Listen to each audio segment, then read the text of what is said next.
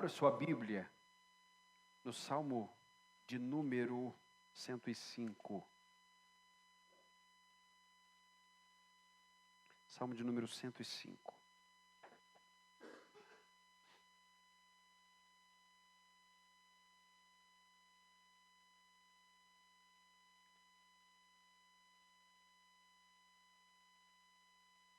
Estamos quase terminando o quarto livro dos Salmos.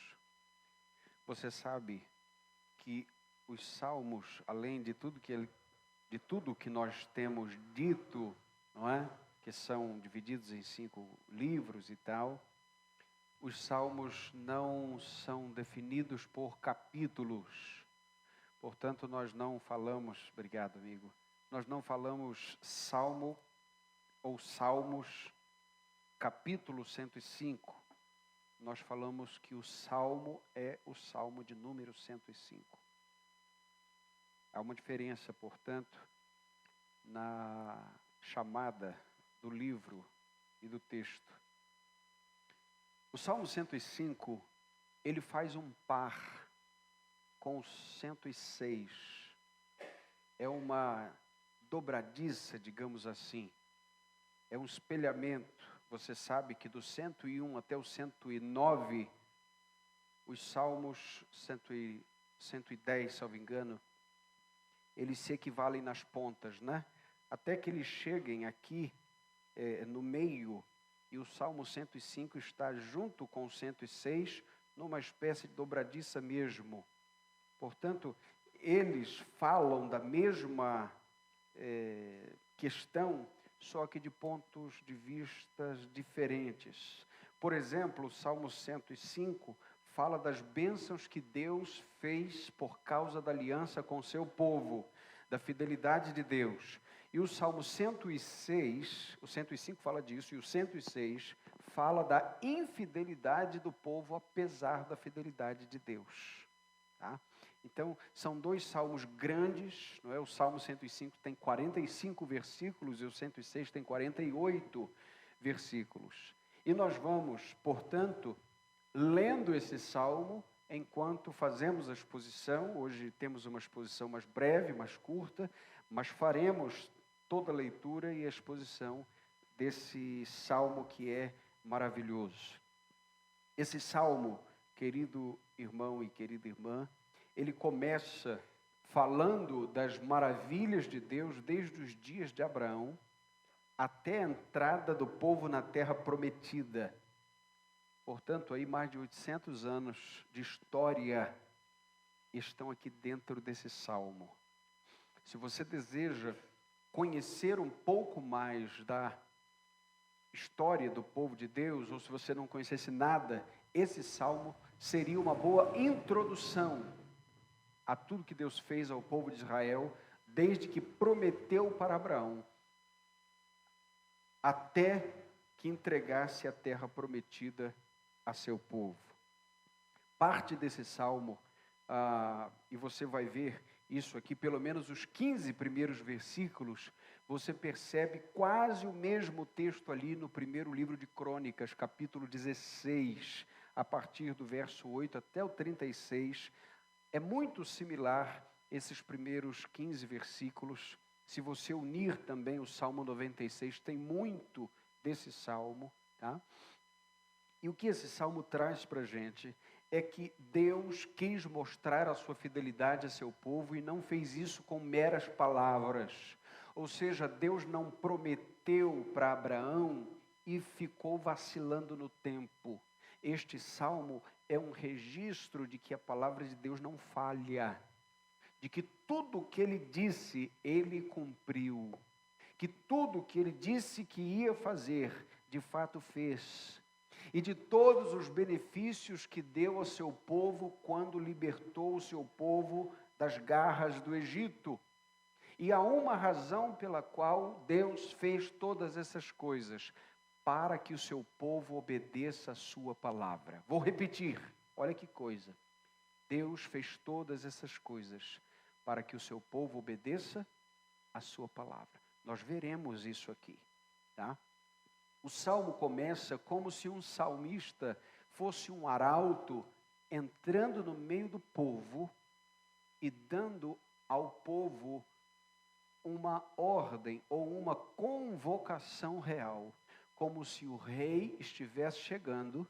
E agora, nesses primeiros 5 versículos, ele traz 10 convocações diretas, ou por 10 vezes ele convoca o povo a questões diversas. E ele começa dizendo o seguinte, como o grande arauto da fidelidade de Deus, versículo 1, primeiro ele diz: rendei graças ao Senhor. O que é render graças, gente? Agradecer, louvá-lo pela fidelidade. É a primeira convocação. Segunda convocação, invocai o seu nome, ou seja, orem a ele. Terceira convocação, anunciai os seus feitos entre os povos, ou seja, não somente fale com ele, mas agora fale dele. Quando chegamos no versículo 2, mais uma convocação, cantai-lhe louvores, ou seja, cantar sobre Deus. E sim, nós somos aqui ordenados a cantar. Temos visto isso nos salmos. Vocês estão percebendo, gente? Cantar não é opção de quem gosta. Lá fora, canta só quem gosta. No reino de Deus, todos cantam ao Senhor. Se é bom, se é ruim musicalmente, isso é uma outra questão. Isso é um filtro humano. Deus recebe os louvores que vêm do coração. Isso é maravilhoso, porque aqui está uma ordem para o povo: cantai-lhe louvores. Mais uma vez ele diz: falai de todas as suas maravilhas. Junto com o louvor, nós vemos aqui a pregação.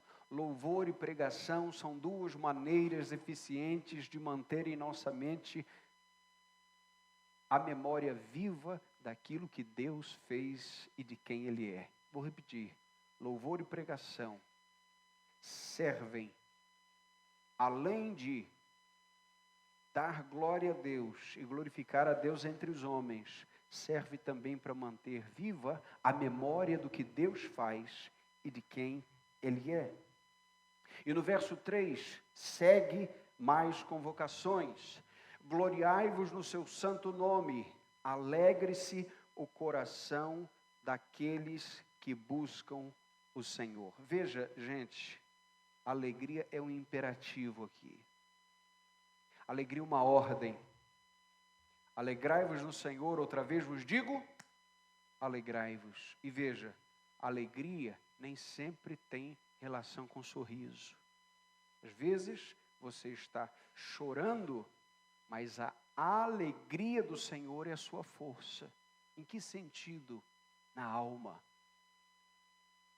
Quando você vê uma criança com medo e ela está no colo do pai, a alegria dela é que no medo ela está no colo do pai. Percebe que há dois sentimentos ali que podem coexistir. E ele vai dizer: buscai o Senhor em sua força, buscai sempre a sua face. E nós vemos aqui o segredo da vitória do povo de Deus. Está aqui a mesma questão e o mesmo conselho que Paulo deu aos Efésios no capítulo 6, no versículo 10. Finalmente, irmãos, fortalecei-vos no Senhor e na força do seu poder. O povo de Israel nunca venceu uma batalha porque era forte. O povo de Israel sempre venceu as batalhas porque servia a um Deus forte. Daniel vai dizer que o povo que conhece o seu Deus se tornará um povo forte. Um povo que vai à luta e que vence. E tem aqui uma última instrução das 10 instruções nos primeiros 5 versículos, que é a instrução que dá o tom até quase o final desse salmo. E é por causa dessa instrução que ele diz o que vai dizer.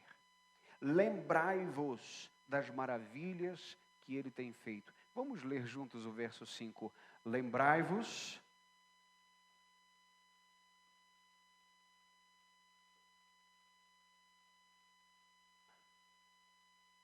vós, descendência de Abraão, seu servo, vós, filhos de Jacó, seus escolhidos. A partir daqui, quando ele diz para o povo, vocês precisam lembrar das maravilhas, agora ele se propõe a refrescar a memória do povo. Lembra que eu disse que pregação refresca a nossa memória de quem Deus é? E que os louvores também servem para isso? Ele vai começar agora a falar da fidelidade do Senhor.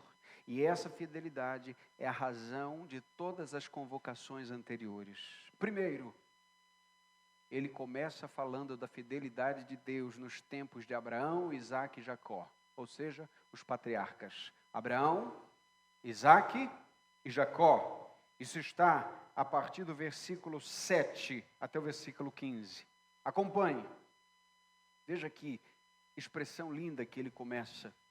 Ele é o Senhor, nosso Deus. Seus juízos estão em toda a terra. Ele se lembra para sempre da sua aliança. Grave esta frase, porque ela vai se repetir no final. Ele se lembra para sempre da sua aliança.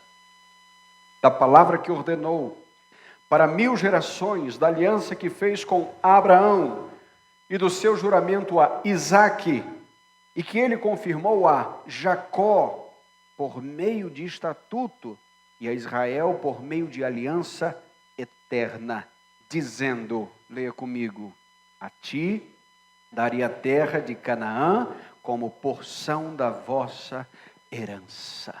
O que Deus prometeu então, gente, para Abraão, depois para Isaque, depois confirmou com Jacó? Eu vou dar a vocês Canaã como herança. Lembre-se que Deus prometeu isso para Abraão, Isaque e Jacó, enquanto eles ainda eram, vamos dizer assim numa linguagem histórica, eram nômades.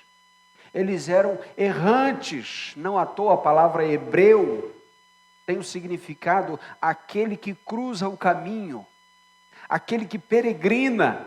Ou seja, o povo hebreu começou com 3 patriarcas errantes.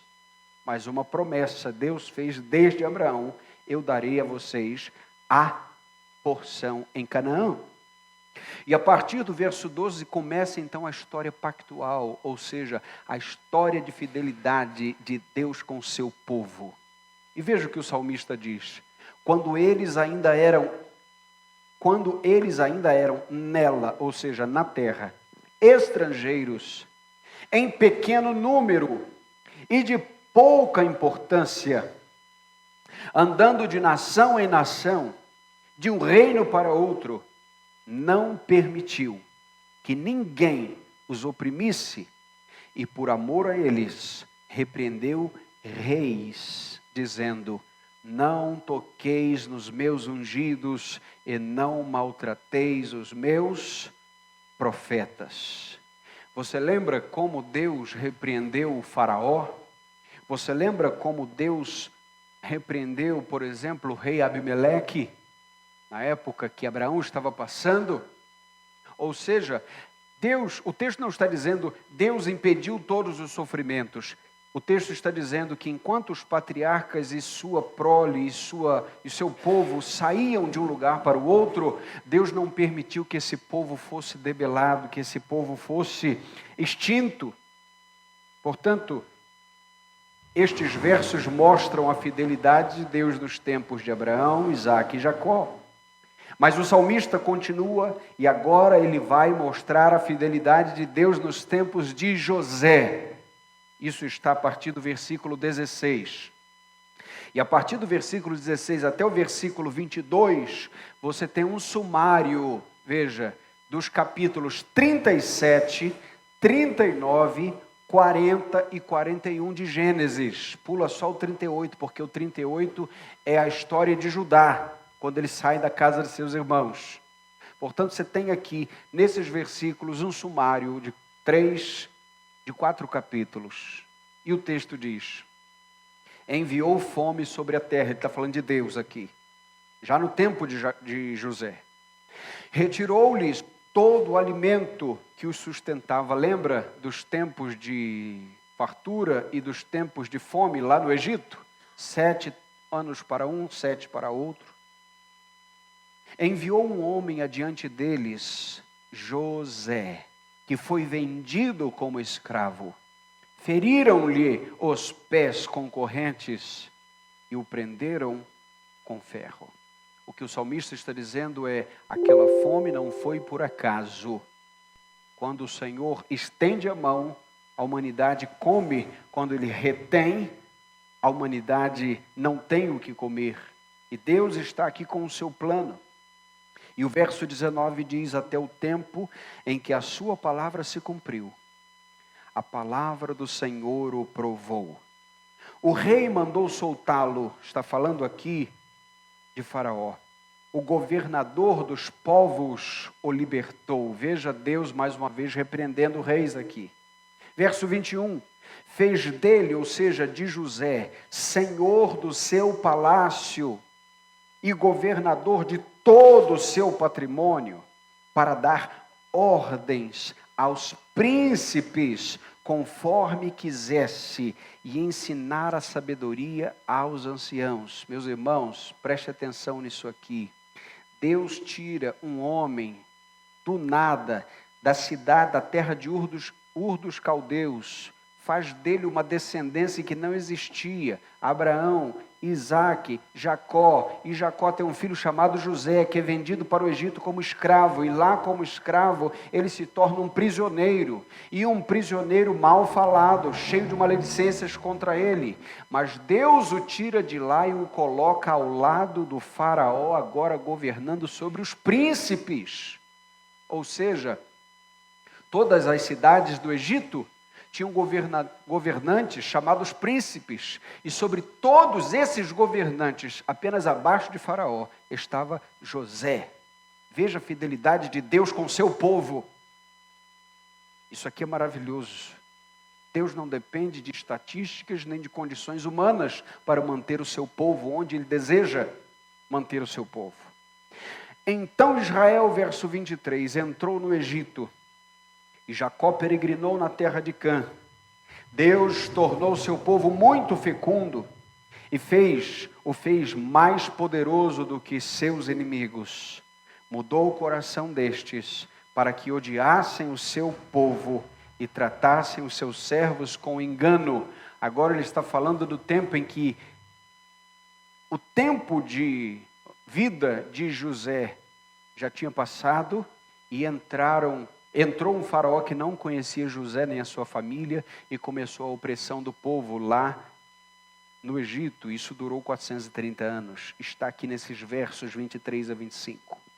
A partir disso, então, depois de falar da fidelidade de Deus, acompanhe comigo nos tempos de Abraão, Isaque e Jacó, e agora ter falado da fidelidade de Deus no tempo de José, agora, a partir do versículo 26, ele vai falar da fidelidade de Deus nos tempos de Moisés. Então enviou Moisés, seu servo, e Arão, a quem havia escolhido, e ambos executaram entre eles seus sinais e prodígios na terra de Cã. Mandou trevas que escureceram a terra. Começa a falar das pragas. Mas eles rebelaram-se, se rebelaram diante da sua ordem. Transformou as águas em sangue, matando os peixes. A terra deles produziu rãs em grande quantidade, até nos aposentos reais. Ele ordenou, os enxames de moscas cobriram o território, todo o território. Enviou granizo e fogo abrasador sobre a terra. Atingiu também as vinhas e os figueirais. Destruiu as árvores da terra. Enviou gafanhotos e gafanhotos em enorme quantidade. E eles comeram toda a erva da terra e devoraram o fruto dos campos. Também feriu todos os primogênitos da terra e as primícias de toda a força deles. Assim como no Salmo 78, as pragas aqui não são mencionadas de maneira cronológica e nem estão as 10 aqui, ele cita 8 pelo menos. Mas o que ele está querendo trazer aqui, na verdade, é uma lembrança do poder de Deus sobre o Egito no tempo de Moisés. E o texto continua dizendo que Deus, verso 37, ele retirou os israelitas com prata e ouro, e não houve entre as suas tribos quem tropeçasse. Veja, está falando do dia do Êxodo, capítulo 12, está falando da Páscoa aqui, olha que coisa linda, gente. O Egito alegrou-se quando eles saíram, porque havia ficado com medo deles, ou seja, vão embora. Vocês devem ir, porque a gente não aguenta mais o poder do Deus de vocês. Versículo 39. Deus estendeu, isso já no deserto, uma nuvem para cobri-los e fogo para iluminá-los de noite. Pediram-lhe e lhes enviou codornizes e os saciou com alimento do céu. Partiu a rocha e dela brotaram águas que correram como um rio pelos lugares áridos. Percebeu a fidelidade de Deus aqui nos tempos de Moisés? Viu o resumão aqui? Percebe que o salmista está ligado na história da redenção? Bem, até aqui, portanto, ele traz o povo muito perto da terra prometida. E agora, sem falar de Josué, ele trata do tempo de Josué, quando o povo entra com Josué na terra prometida. Veja o versículo 42. Porque se lembrou da sua santa palavra e de Abraão, do seu servo. Retirou o seu povo com alegria e seus escolhidos com cânticos de júbilos.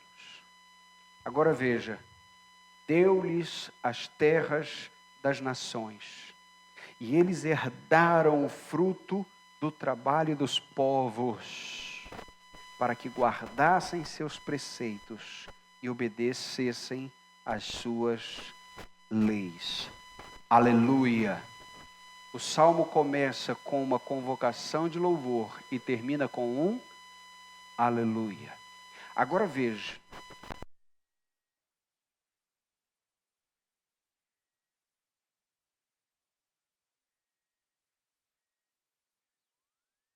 O nosso Deus. Quem fez tudo isso, gente? O Senhor. Outra questão, por que ele fez tudo isso? Verso 42. Porque se lembrou da sua santa palavra e de Abraão, seu servo. Lembra que começou com a palavra Abraão? E agora ele termina dizendo, por que eu fiz tudo isso? Porque eu dei a minha palavra lá atrás. E agora eu estou mostrando que eu estou concluindo, honrando a minha palavra. Então quem fez tudo isso é o Senhor. Por que ele fez tudo isso? Por causa da sua palavra. Por quem ele fez tudo isso? Pelo seu povo. Verso 43 diz que ele retirou o seu povo, os seus escolhidos. E para que ele fez tudo isso, gente? Isso está no verso 45, leia comigo. Para que guardassem seus preceitos e obedecessem às suas leis. Talvez você fique perguntando, só para isso? Deus fez tudo isso só para o povo obedecer às leis? Gente, não esqueça que quando o povo não era povo, e quando eles estavam saindo do Egito, eles não tinham lei, coisa nenhuma. Eles não conheciam a palavra. Deus deu a palavra para eles no deserto, lá no Sinai. E agora Deus está ensinando a esse povo as leis, que a única lei que eles conheciam era a lei do chicote. Não era assim com a nossa vida? A única lei que nós conhecíamos era a lei da ira. Mas Deus nos deu a sua palavra, converteu o nosso coração, e tudo que Ele faz é nos conformar com essa palavra, porque nos conformando com ela, nós estamos semelhantes a Jesus. Que coisa melhor, gente?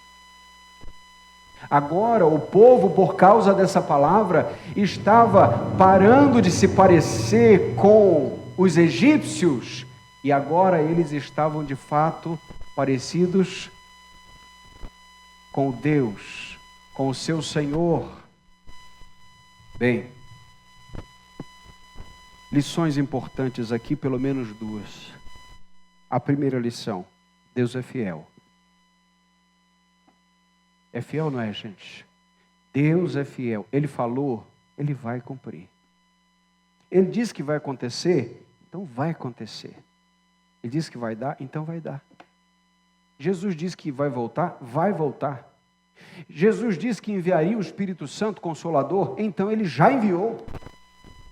Ele disse que nos daria a sua santa palavra, então é isso que Ele tem dado a nós. É sempre Deus que promete e cumpre. Se você olhar o texto, você vai ver que o texto inteiro é na terceira pessoa do singular. Ele fez isso. Ele é o nosso Deus. Ele se lembra. Ele não permitiu que ninguém oprimisse seu povo. Ele enviou José. Veja, Ele tornou o seu povo poderoso. O tempo inteiro é Deus. A primeira lição aqui, Deus é fiel. No Salmo 106 você vai ver o quanto o povo de Deus é infiel. Mas aqui está mostrando o quanto Deus é fiel. A segunda lição que nós vemos aqui é que nós temos memória curta. Nós temos memória curta. Quantas vezes você vai ler a Bíblia de novo, e aí você vai passar por aquele mesmo texto, e você vai pensar assim, eu não tinha visto isso. Eu não me lembrava disso. Não é só que você esqueceu um nome, não é isso.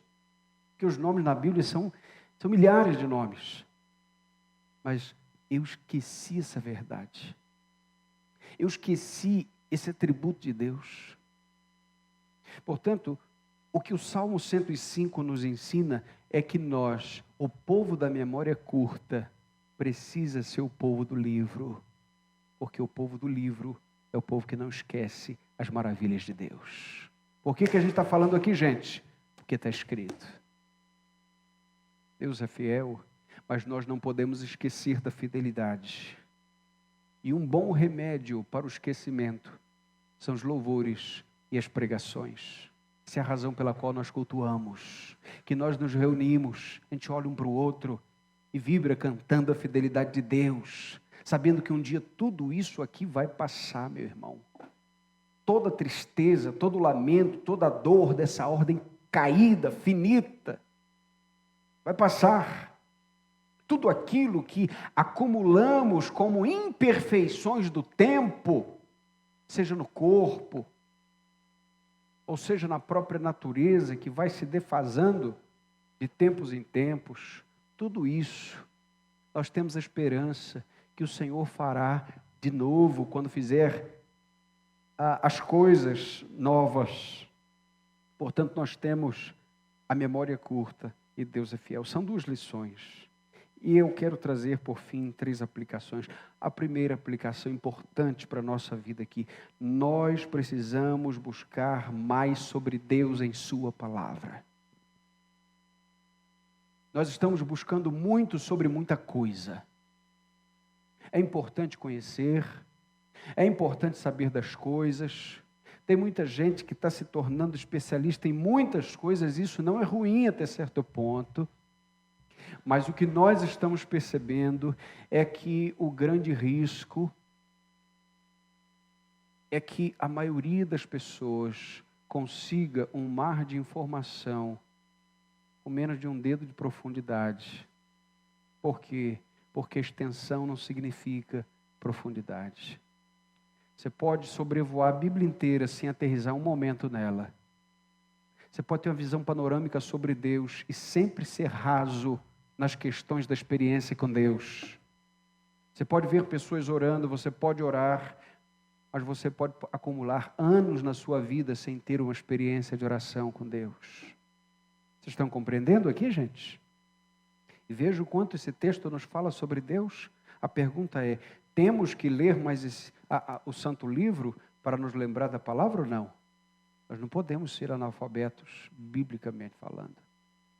Nós precisamos nos inteirar da palavra de Deus, recorrer à palavra de Deus. Segunda aplicação, nós precisamos relembrar aquilo que Deus fez por nós. Ou seja, não é só aquilo que Ele fez aqui. É importante, porque aquilo que acontece comigo, eu trago para cá para interpretar o que aconteceu comigo. Não esqueça disso. Eu não trago a Bíblia para ser interpretada à luz do que eu vivo. Não é a minha experiência o que interpreta a Bíblia. Não é o meu sonho que interpreta as coisas. Não é o que eu acho. Não. É o que eu acho, o que eu sonho, o que eu penso, o que eu ouvi, que agora eu submeto à palavra de Deus para ver o que eu penso, o que eu vi, o que eu ouço, o que eu falo, o que eu sonho. Está na Bíblia? Se não está, eu posso esquecer, que é coisa da minha cabeça. Agora veja, qual a importância da palavra de Deus. Ela é imprescindível. Mas eu também preciso acumular as histórias do meu próprio salmo. Você pode fazer uma linha do tempo do que Deus fez na sua vida? Você está entendendo o que eu estou falando? Vou começar a falar da obra que Deus fez na minha vida. Você vai começar a contar. Será que dá mais de 3 linhas? Eu não estou falando de bênção só. Ah, Deus me deu um carro, ou Deus me deu uma bênção. Não estou falando só disso não.